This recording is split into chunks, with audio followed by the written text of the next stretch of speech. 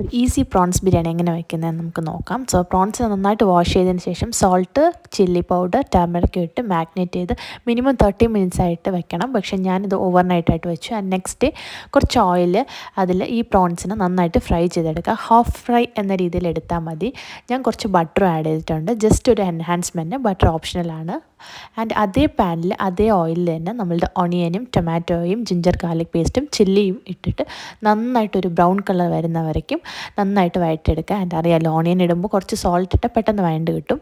പിന്നെ ഇങ്ങനെ നന്നായിട്ട് വഴണ്ടെടുത്തതിന് ശേഷം ഈ ഹാഫ് കുക്ക്ഡായ പ്രോൺസ് അതിലേക്ക് ഇട്ടിട്ട് നമുക്ക് മസാലയ്ക്ക് chilli powder, coriander powder, garam masala, കുറച്ച് മഞ്ഞളും ഇട്ടിട്ട് നന്നായിട്ട് ഈ പച്ചമണ പോകുന്നവരേക്കും നന്നായിട്ട് ഫ്രൈ ചെയ്തെടുക്കുക. ആൻഡ് ഇതിൽ കൂടെ പ്രോൺസ് നമ്മൾ ആഡ് ചെയ്യുക. അപ്പോൾ ഹാഫ് ഫ്രൈഡ് ആയിരുന്ന പ്രോൺസ് ഫുൾ ഫ്രൈയും ആകും. ഈ മസാലയും പച്ചമണവും ആകും. ഓണിയനും നന്നായിട്ട് വഴണ്ട് കിട്ടും.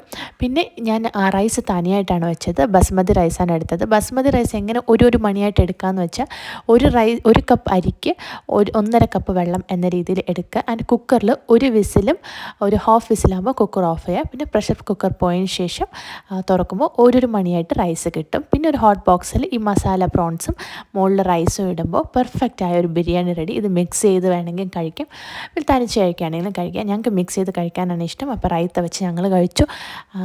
അടിപൊളിയായിരുന്നു. നിങ്ങളും ട്രൈ ചെയ്യുക. എമ്മി super easy prawns biryani ready.